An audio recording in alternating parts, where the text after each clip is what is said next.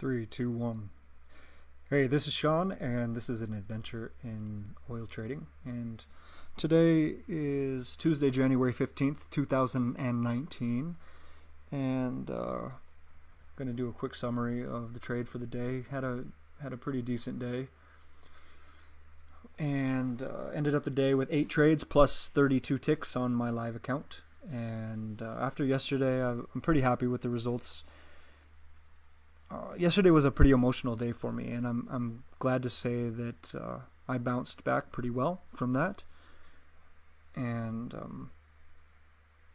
starting off in the morning, someone on my follow along said it seems like my first couple of trades of the day usually are losers. I went back and looked at that, and it doesn't really seem that that's the case. My overall win rate, as far as I could see, my first trade was pretty consistent. I maybe could look at the stats a little bit more, but I didn't see anything that really stuck out as being a lot worse because I tend to had some pretty nice winners first thing in the morning as well. I will definitely look at that again, being that I'm on a live account now, and the stats will be interesting to compare to my demo after about a month of trade and see how everything compares. What I'm definitely going to be looking at is win-loss ratio and win-loss, how many break-evens, what my average win is, what compared to my average loser, and then, of course, my overall, which creates my overall expectancy. And something I have noticed is that there's definitely some risk adjustments, and I'm not real happy about that because before, when I was trading demo, I was able to pull the trigger easier. And what that means is trading multiple lots on my trades that went well. That also, I had some experiences that were definitely not very good either on that, and trading, averaging down, but I was pretty quick to kind of nip that in the bud and say that that's not a good strategy. But my strategy as it is today is if I can identify a good add-on point in my trading while I'm in a live trade, that is something that I want to do. And people say, well, how do you know? I never do know, but there is a time when I enter very aggressively on that first lot, and then it's kind of in a little bit of it where it's up in the air. When a trade starts to work in my favor, and I feel like I have some space in front of that trade, and also I have some profit, I can add on size to that, and that will increase my, depending if I'm long or short, my average position. But if I get something that goes in my favor to my first target area, then that really offsets the losses really nicely. And I'm never entering with multiple lots yet on a trade from the beginning. So it's one and then a pyramiding or an adding on. And I haven't done that one time since I've been live. So I really need to look at that, because that means that I'm not executing my edge the same as I was when I was demoing. And maybe that's a good thing, because my results live so far have been better than I was performing on demo. So, it's always a moving target to look at all of this stuff and all the stats and what needs to be adjusted and moved. And it's also a fine line of being flexible and not messing with things and changing things that are working well. So, but I feel like I've started reading this Psychology of Trading 2.0 book, and it's really, really good. And it's given me some fresh ideas as well.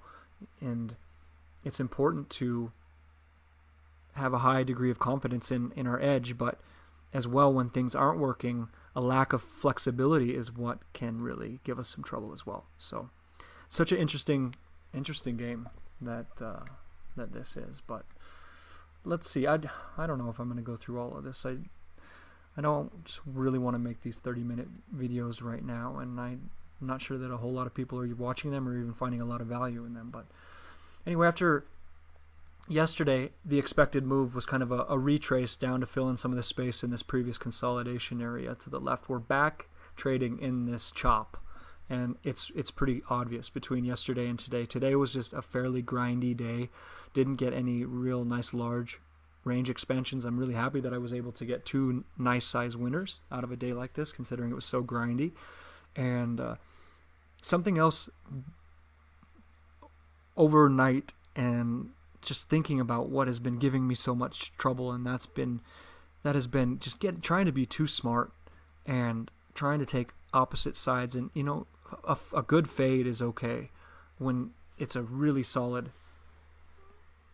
a really solid setup, and where order flow is confirming and screaming it at you. But however, what I tend to do is watch Bookmap, and I tend to watch my footprint charts too carefully, and I tend to see these small little flushes, and then I'll justify a big fade trade against a very large trend, and that just is a recipe for getting chopped up. And that's kind of how I felt yesterday.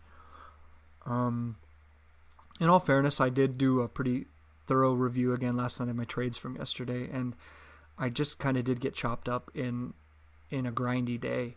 The majority of my trades were the right idea. The context was correct, but through just the grind of the day, I ended up getting stops hit, and then trades still worked in my favor. So anyway, back to this. What we're looking at today, we were either going to continue to push down into test those bottom side of this consolidation, or look to press up into this supply zone here and possibly poke through here, and then not really knowing.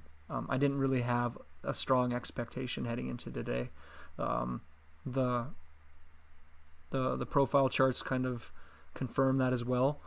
A clue here, something that sticks out to me quite a bit, is this long tail when we came up here and poked above into the supply, and this was rejected fairly strongly. So this, to me, in my mind, says that this is a fairly sharp rejection, and we need to spend some more time down here testing lower or chopping around in balance to find out where value is. So my expectation coming in today, especially after yesterday's real squatty, fat balance profile, was that we were either probably going to chop around in this, and that's what we did overnight, and then test back up into this previous value here.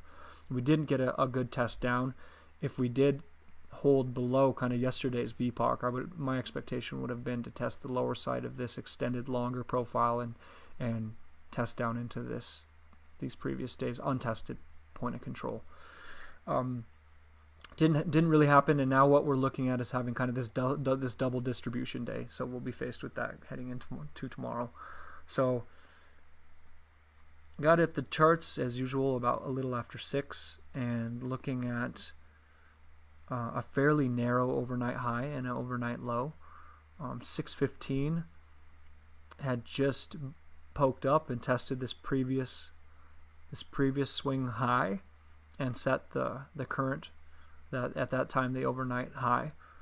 And what happened from there was a pretty nice rejection off of that. So my expectation at that point, not only are we going to likely to stay in this kind of this balancy day, of which we're also in yesterday's kind of an in range day, so which can lead to just choppy back and forth outside in trades. So that was what I was trying to do, and that's why my first trade at 634 ended up being a short off of this high to test and see if we can get down to at least test down into this low or the overnight low. It didn't happen. As we can see, 634, we'll get into this 634. That's about this high, this failure here, what we call a failure, and the overnight high down here. And once we got down into this kind of demand area, which I definitely would expect some kind of reaction, that would be my de-risk point. And when I came back up here into this area, that ended up taking me out. Later on, at kind of right around the open, we get this sharp test down, and that is this right here. This test down 7 o'clock. So after that, the expectation is, well, a sharp rejection off of here, a test of this kind of what we're looking at as somewhat of a consolidation area. My context changes at that point. If we can't push hard and stay below this area to go down and test the overnight low, that's when I was really more committed to the long side trades. And I stayed that way, as you can see, pretty much every single trade after that point, which is much different than normal. I can definitely say, you can see, generally I look at my trades and I have half of shorts and longs and even if it's a trending day. I tend to be I'd like to say I am a habitual fader that is in recovery. I just fade, and I like to fade, and that's because generally I have traded in the past so many of these failures, and failures usually tend to happen at extremes of consolidation zones or the extremes of moves. So a lot of times you're either fading a consolidation, the extreme side of a consolidation, or you're fading the extreme side of some kind of zone or a major pivot, and things like that. So my first try was 720, and that was after we kind of pushed down and kind of looked to see if we were going to hold right in here. You can see my expectation here is that I was thinking that we were pushing down into this previous top side of this consolidation. Unfortunately, I was a little bit early. Let's go back here and see what we have at 720. 720 is right about here. And at 720, it's a little early. We push down. We see this very, very large absorption coming in. And I take a try off of here. And we get another flush down to take me out, -5. And I'm definitely trying to manage these pretty closely. I'm finding that my trades either work out or they don't, and they work out very quickly. So if my flush is wrong, I'm likely going to get hit like the rest of the other traders trying to anticipate or getting stuck, trying to trap the, kind of creating false breakout trades. And that's what you see a lot in the oil market, and I think a lot of other markets as well, because what is that? They are hunting liquidity. Because if you were sitting here and you were trying to get some very large orders filled, the only way to get those filled without adversely affecting price is that you need to hit stops and absorb all of that.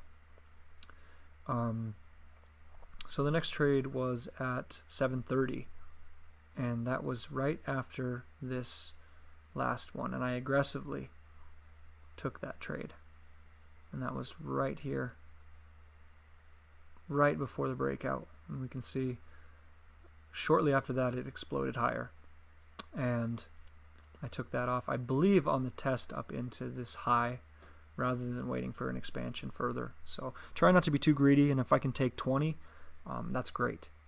I find that I have overly optimistic targets sometimes when I have trouble in my way, and this bar high is a definite, fairly significant supply zone, and so that would qualify as trouble. I mean, it's fine if you kind of want to take this above, but when this fails back down, we could say that it's possible that this will hold, but it may come back up, hold this, and then push lower. So it's nice to take profit into this, and then if this holds and consolidates a little bit, get long again. But that's what I'm trading for now. 802.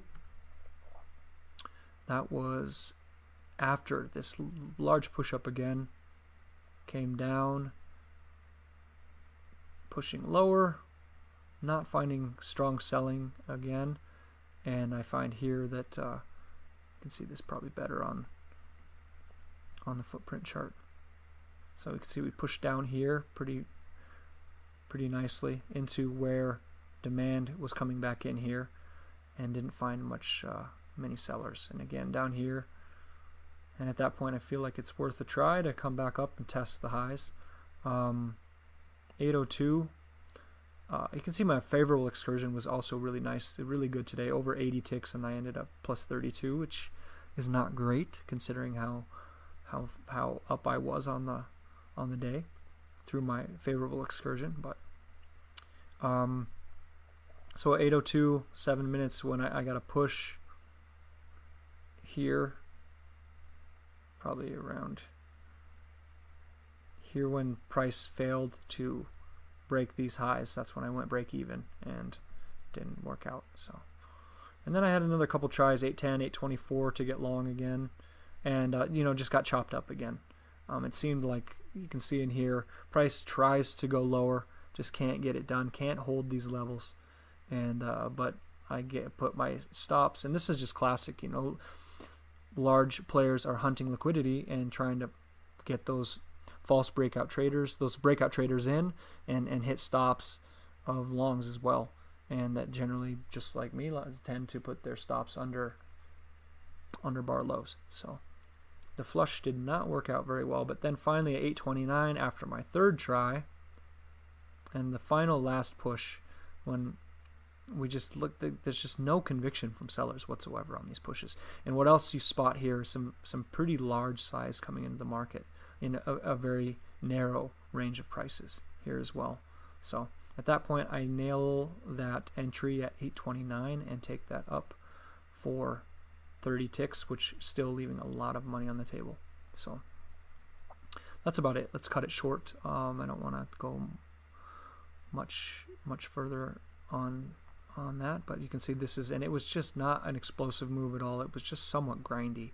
And 52.18, my target was to test the yesterday's high, which we did definitely get to, but on the reaction and the break of these highs, I was happy to take it off for 30. So you know, it's a fine line again between 30 and then after you're in and you're up 30, how much drawdown do you have to take on the trade to get it up into that area? And you can see on here, I just kind of got shook out of it.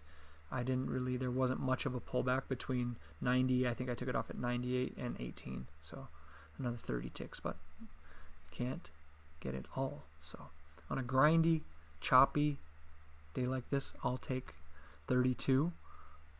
And you know, some of these losses are not great, but they were testing, and I was buying information at that point because both of these previous losses were attempts at the same trade, and if I had given up on that, I wouldn't have got this 20. If I'd given up, I tried it twice and it didn't work, I wouldn't have got this 30. So it's part of the game. You got to lose, and but what I've also learned through that trading psychology book, and I know this is part of it as well, is not looking at losses and taking them personally. I mean, yesterday my attitude was much different. I was feeling just, you know, terrible. But looking at losses as events of which I can learn things. So that's the attitude I'm trying to have and take with me every day. So thank you very much, and we'll see you tomorrow.